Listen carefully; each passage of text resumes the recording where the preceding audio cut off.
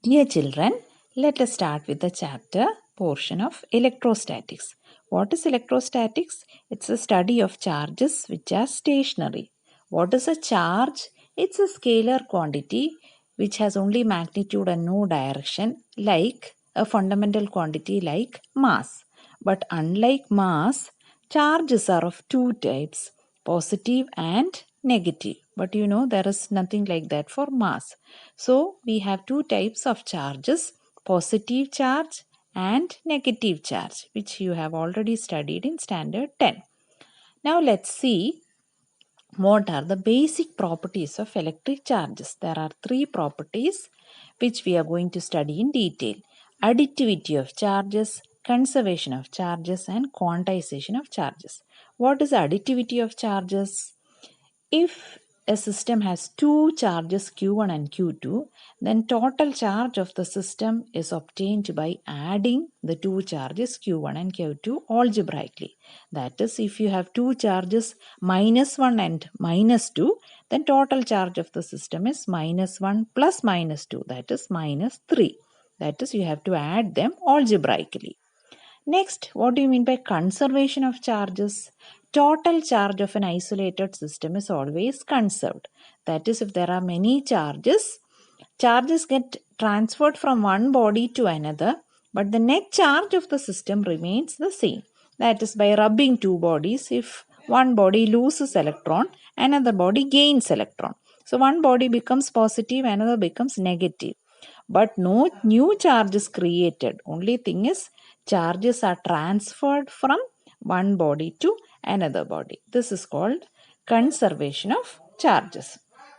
Next is quantization of charge, which means that total charge of a body is an integral multiple of basic charge.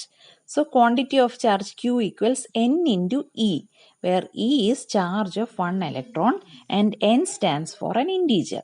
So the meaning of quantization is that during rubbing, when a charge is lost by a body, it is lost or gained as integral number. That is, a body can lose 1 electron, 2 electron or gain 3 electron, 4 electron. പക്ഷേ 1.5 electron നഷ്ടപ്പെട്ടു, 2.25 electron നഷ്ടപ്പെട്ടു, അങ്ങനെ പറ്റില്ല. Only as integer multiple. Okay. Next, let's study about Coulomb's law. You have studied that like charges repel, unlike charges attract. The force of attraction or repulsion between two charged bodies is directly proportional to product of their charges and inversely proportional to square of distance between the two. That is, the force is directly proportional to Q1 Q2 by R square, or is equal to a constant K into Q1 Q2 by R square, where K is 1 by 4 pi epsilon 0. What is this epsilon 0? It is permittivity of free space. The free space is air or vacuum. If there is some other medium, then it is the permittivity epsilon. So relative permittivity epsilon r is the ratio of epsilon by epsilon 0. Permittivity of free space is epsilon 0. Next one, if you have many charges, there are two charges, Coulomb's law. If there are many charges, then total force is the sum of individual Coulomb force exerted on it by all the other charges. That is, if you have many charges Q1, Q2, Q3, etc. എങ്കിൽ അവയുടെ total force എങ്ങനെയായിരിക്കും due to the other charges. So Q1 will attract Q2 and the force is given by F12 is equal to 1 by 4 pi epsilon 0 Q1 Q2 by R12 square. ഇതുപോലെ force between 1 and 3 ഉണ്ട്, force between 1 and 4 ഉണ്ട്, etc. If there are n charges, force between 1 and n. So total force will be the sum of all this and it is given by sigma, total sum. Okay. Next, electric field. It is the space around an electric charged object where other charged object will experience a force. Magnetic field നിങ്ങൾ പഠിച്ചിട്ടുണ്ടല്ലോ. It is the space around a magnet where you experience the force. Similarly, electric field is space around a charged body. It is defined as force per unit charge. So electric field E is equal to F by Q. Now what about its direction?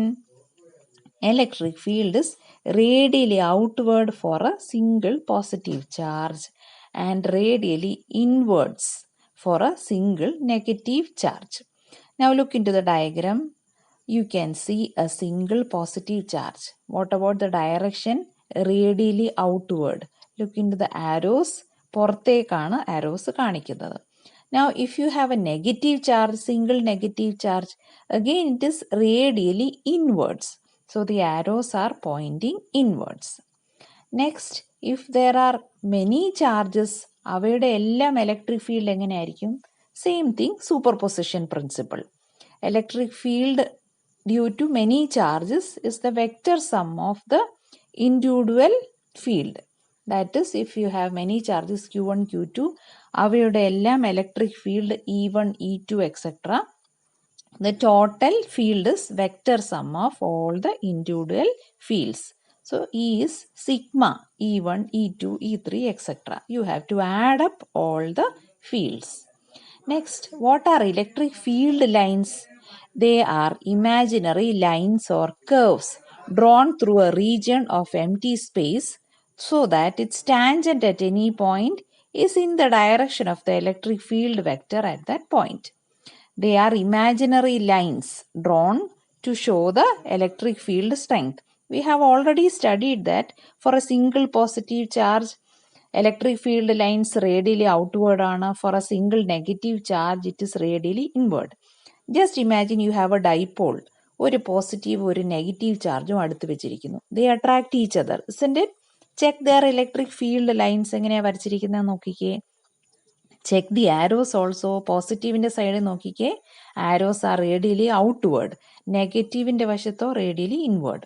Suppose you have two positive charges, they repel. Check their lines of force. Repulsion കാണിച്ചിരിക്കുന്നുണ്ടോ?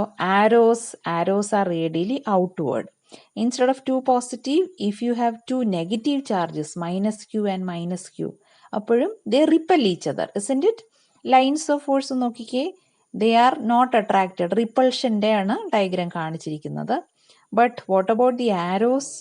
They are radially inward.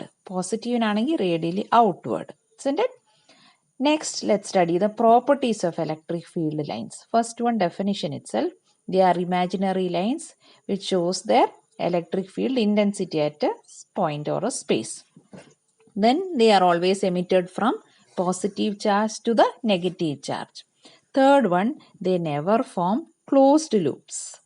Fourth one, they are closely packed in strong electric field and further apart in weak electric field. ഇപ്പോൾ കുറേ lines ഉണ്ടെങ്കിൽ that shows a strong electric field. Fifth, they are always perpendicular to the surface. And sixth one, electric field lines will never intersect each other. Next, electric flux. Definition, it is the number of field lines crossing a unit area. ഒരു unit ഏരിയയിൽ കൂടി cross ചെയ്യുന്ന field ലൈൻസിൻ്റെ എണ്ണം. And it is represented by the Greek alphabet phi. So, electric flux phi can be mathematically given as the product of electric field vector E and the area vector A. So, electric flux represented by the letter phi is equal to E dot A. These two are vectors. So, they are multiplied. രണ്ട് വെക്ടേഴ്സിനെ multiply ചെയ്യുന്ന dot product ആണ് E dot A. So, you have studied in maths dot product. How do you find out dot product? Dot product phi is equal to E A cos theta. Cos theta, theta stands for the angle between the two vectors, electric field vector E and area vector A. So, phi is equal to E dot A.